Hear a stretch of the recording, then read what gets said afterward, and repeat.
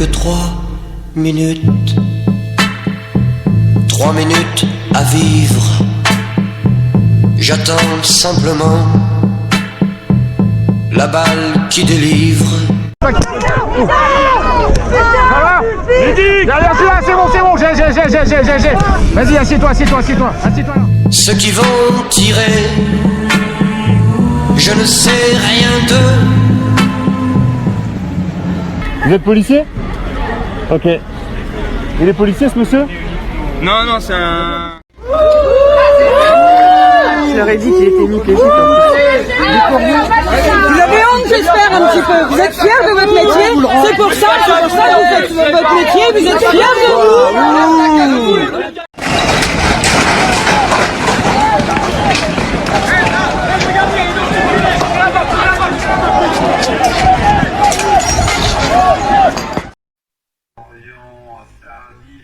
Les quelques-uns sont un manifestant a été blessé devant nos caméras, les policiers qui chargent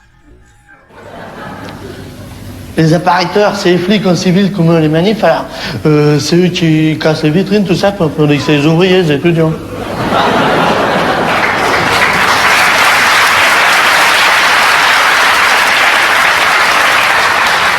Non, déconnez pas, on va se faire piquer.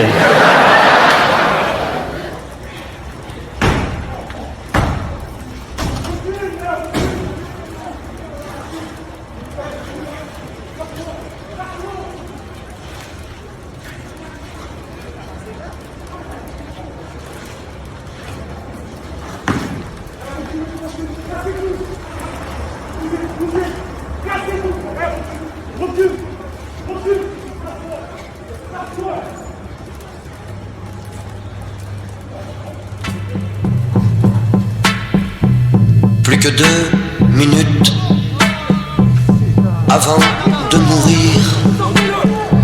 Ceux qui vont tirer n'ont qu'à obéir. Tout ira si vite, je n'aurai pas mal. Ça tue d'un seul coup, 12 bouts de métal.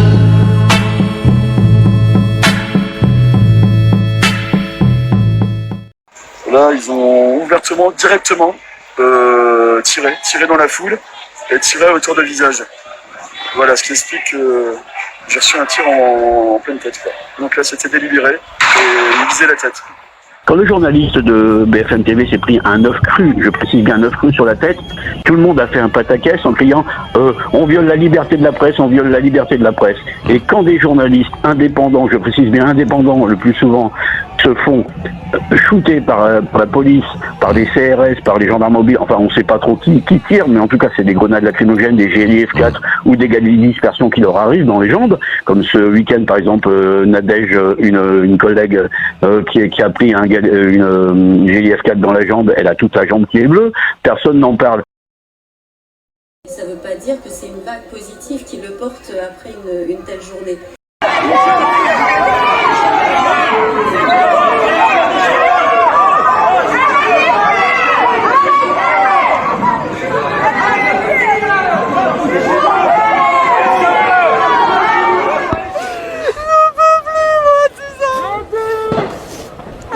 Lâche tout ce que t'as lâché. J'en peux plus, moi, de tout ça. Qui nous laisse? On est en train de crever de faim.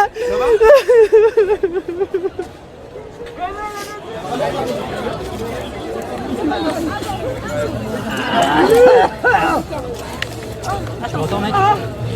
Je te ramasse, tu m'entends?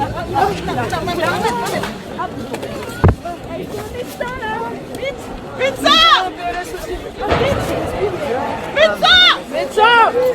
Ils sont là-bas! Tu veux l'évacuer quelque part? Laisse-le sur le côté, comme ça. J'avais plus de peur que j'avais de joie. On n'oublie jamais la première fois. Maintenant défilent des visages flous, de vagues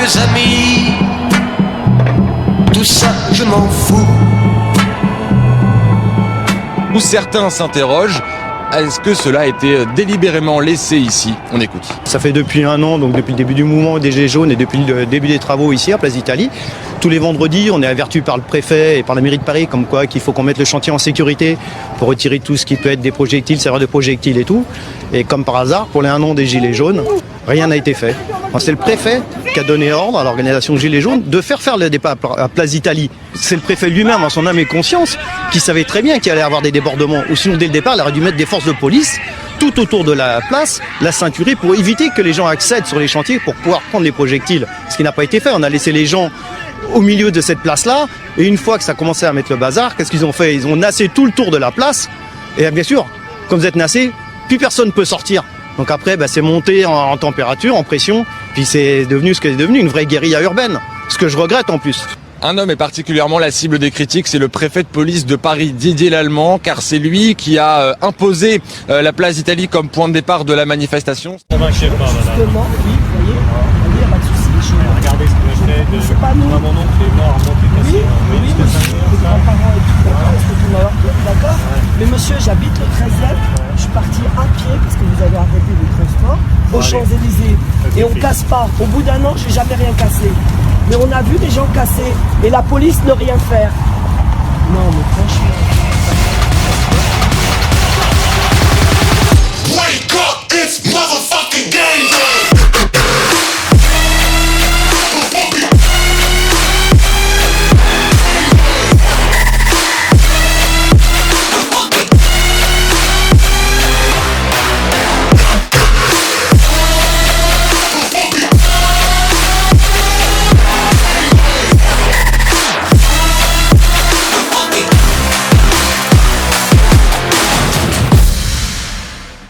Nous ne pensons pas que l'Europe est une sorte de poudre de perlimpinpin. À Bruxelles, la Macronmania est en marche. L'Europe doit mener une politique d'élargissement pour une meilleure croissance. C'est ça, c'est la technique communiste. Pourquoi le communisme n'a pas marché? C'est parce qu'il n'y en avait pas assez. Et là, pourquoi l'Europe ne marche pas? C'est parce qu'il n'y en a pas assez. Il faut faire rentrer d'autres pays alors que ça ne marche pas déjà avec ceux qui sont dedans. Donc je trouve ça assez curieux comme raisonnement. Question d'Internet, selon lui, quel est le pays qui a les réglementations les plus strictes? Bon, je pense que c'est l'Europe. Ça reste l'Europe malgré tout. L'Europe, c'est pas un pays. Non, mais la réglementation aujourd'hui, elle est européenne. Il n'y a plus de pays en Europe, d'ailleurs. Ça n'existe plus, les pays en Europe. Quel est aujourd'hui qu'est-ce qu'on peut décider encore localement en France? La France n'a plus de monnaie, bientôt on n'aura plus d'armée, quasiment plus d'industrie. Enfin, qu'est-ce qui nous reste en termes de souveraineté en France, quoi.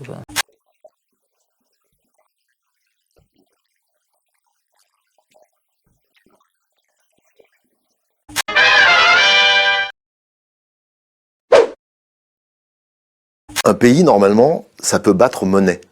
Et ça a une armée pour se défendre. Et ça commerce avec d'autres pays à côté qui le reconnaissent en tant que pays. Donc, on dit qu'il est souverain. En France, on ne peut plus battre monnaie. Vous savez, le mouvement des Gilets jaunes est vraiment dû à cette mascarade absolument phénoménale de la Banque centrale qui, vous voyez, là on se parle, la conférence de presse vient de se terminer à Francfort, de M. Draghi qui, bien qu'il avait promis d'arrêter la fausse monnaie, la planche à billets au 31 décembre de l'année dernière, eh bien ils ont décidé d'en remettre une couche. Je crois que c'est 30 milliards tous les mois. Enfin bon, je veux dire, autant donner 1 000 € ou 2 000 € à chaque citoyen de Nancy, de Metz, etc. Pourquoi le donner uniquement aux plus riches? C'est la plus grande mascarade. Vous assistez à la plus grande escroquerie économique au seul profit des ultra-riches. Je précise, je suis pas France Insoumise, hein. je précise bien, parce que Mélenchon ne tape pas trop sur les banques et sur la fausse monnaie, hein. C'est quelque chose qu'on ne comprend pas bien a priori. J'ai entendu que M. Macron recevait Mme Merkel à Toulouse, je crois, pour parler de la souveraineté européenne. Comment on peut parler de souveraineté européenne? L'Union européenne est un agglomérat de nations, mais elle n'est pas un pays. Mais certains vont me dire, vous êtes nationaliste, vous êtes contre l'Europe. Je réponds oui, dans ces conditions, je suis nationaliste parce que je suis patriote. Travailler à 12 ans pour toucher une malheureuse retraite de 700 € par mois. Comment voulez-vous vivre avec ce qui nous prend maintenant? C'est pas possible. On peut plus vivre, les vieux, il faut qu'on meure. Une dame a une retraite de misère. 770 €. Écoutez, prenez exemple. 770 €. La solidarité. C'est une honte. Oui, c'est une honte. Il y a un loyer de 600 €. Ah oui. Mais je suis tout cœur avec vous, messieurs. Je pleure quand je vous vois à la télé. Je pleure. Vous nous faites chaud au cœur. Merci. Je suis là pour ça, monsieur. Ça nous touche. Oui. Et là, vous voyez, je vais chez moi à pied. On m'a volé ma voiture, donc je vais acheter mes courses quand même. Vous irez au bout de la réforme des retraites? J'ai pas l'habitude de m'arrêter en chemin, en général. Salaud de pauvre. Mais les choses ne se font pas en un claquement de doigts.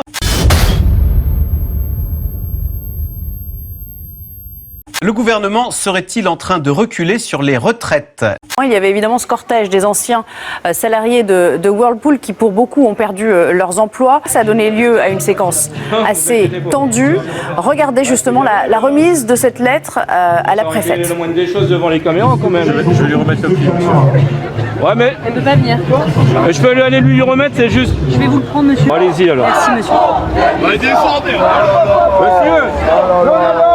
La peau des ondes. Regarde, ça descend pas de l'auto. On a compté plus de 22 personnes qui ont été éborgnées, 5 qui ont été mutilées et plus de 3000 condamnations ont été prononcées à la suite des différentes manifestations. Alors, pourquoi le gouvernement n'a pas apporté une réponse globale, par exemple en augmentant fortement le SMIC? Eh bien, la réponse est malheureusement assez simple. C'est le problème de la compétitivité. Et qu'est-ce qu'il y a derrière cette question de compétitivité? Eh bien, on retrouve un vieil ami, si on peut l'appeler ainsi, l'euro. Et on voit que la France est dans une situation, du fait de l'euro, de surévaluation de son système productif, alors que l'Allemagne, qui est, il faut toujours le rappeler, notre premier partenaire, autrement dit, notre premier fournisseur, mais aussi notre premier client, elle bénéficie d'une sous-évaluation qui peut aller de 15 à 27%. Autrement dit, l'écart entre nos deux économies, il est de 26 à 43%. C'est énorme et c'est la raison pour laquelle,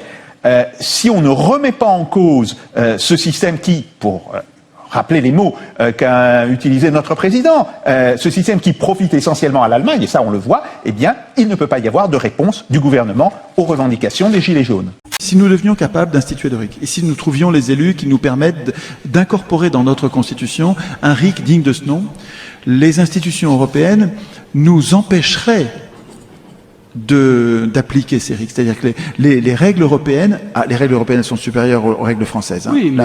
Et donc nos RIC, en fait, n'auraient pas de valeur supérieure aux règles européennes. Et en fait, il faudrait d'abord sortir de l'Union européenne et ensuite faire le RIC. L'Union européenne ne nous laisserait pas faire, je pense. Hein, il y a du vrai là-dedans. À mon avis, il faut sortir de l'Union européenne. Hein. Ah, ça, je sais que vous n'êtes pas d'accord. Sûrement pas. Ou il faut changer l'Europe. Est-ce que vous connaissez les règles de révision des traités européens? Il faut plusieurs fois l'unanimité des 28 pays, ou 27 bientôt, il faut l'unanimité des pays pour changer une virgule. Vous imaginez bien qu'il y a plein de gens qui ne veulent plus rien changer à l'Union européenne. Et donc, on ne peut pas changer. Si on connaît les institutions, on sait qu'on ne peut pas la changer, l'Union européenne. On a 9 milliardaires qui ont acheté tous les journaux pour nous mettre la tête à l'envers et pour nous dissuader de faire ça. On nous dit tous les jours que ceux qui sont contre l'Union européenne sont des racistes, des xénophobes, des repliés sur eux-mêmes, des aigris, et que nous allons tous mourir. Retenez bien, retraité 1200 pour 45 années de travailler, on le contrôle à un arrêt de bus, on lui prend son gilet jaune dans le sac et on lui met une amende de 135 €. Merci la police et le gouvernement.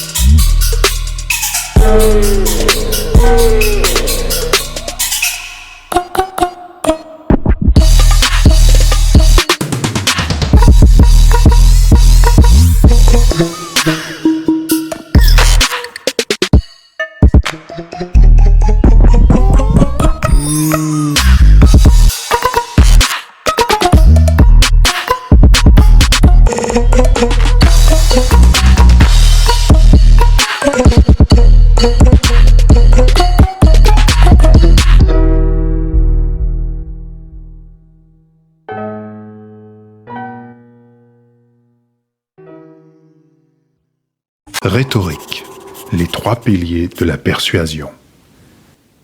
Logos, ethos, pathos. Logos, c'est la logique du discours, toujours du point de vue de l'auditoire. Cette logique est généralement différente de celle de l'orateur.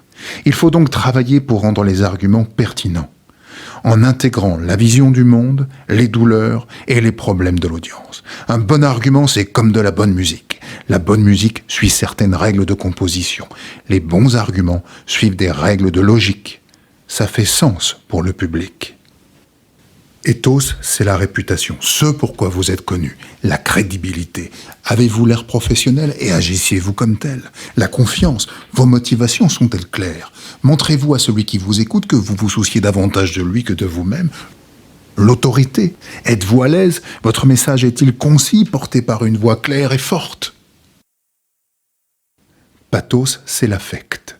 Les histoires sont un outil efficace et humain pour créer un lien émotionnel. Parfois, le public n'est pas prêt à entendre un message. Un orateur doit créer l'environnement émotionnel adéquat pour sa communication.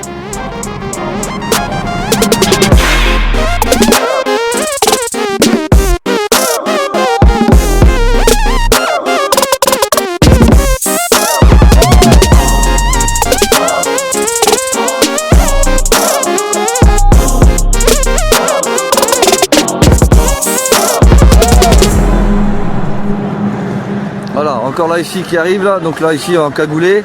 Donc tout ça là, ce que vous avez devant vous là, donc c'est des soi-disant Black Blocs. Là vous avez la vérité devant vous. Là c'est pas la BFM qui vous raconte. Là vous voyez bien, voilà, au casting de distinction. Donc ils se fondent dans la masse et ils foutent le bordel.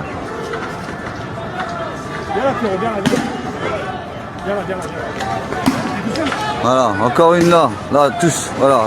Un caillou à la main, regardez, un caillou à la main. Un caillou. Regardez le caillou à la main. Il veut protéger les enfants des personnes potentiellement dangereuses. Emmanuel Macron s'est directement adressé aux enfants. Pour lui, la première solution contre la maltraitance doit rester la parole. Quand quelque chose vous heurte, vous rend malheureux, il faut le dire. Le dire à vos proches, le dire à vos maîtres, à vos enseignants, le dire à vos amis. Je ne sais pas. Alors moi, on me dit toujours, quand on fait de longues études, c'est qu'on est hyper intelligent. Ouais. Mais excusez-moi, mais moi, je finis vraiment par en douter. Et de me dire que finalement, ma chère Amélia, t'as pas fait de longues études, mais heureusement pour toi, parce que ça empêche les gens de réfléchir.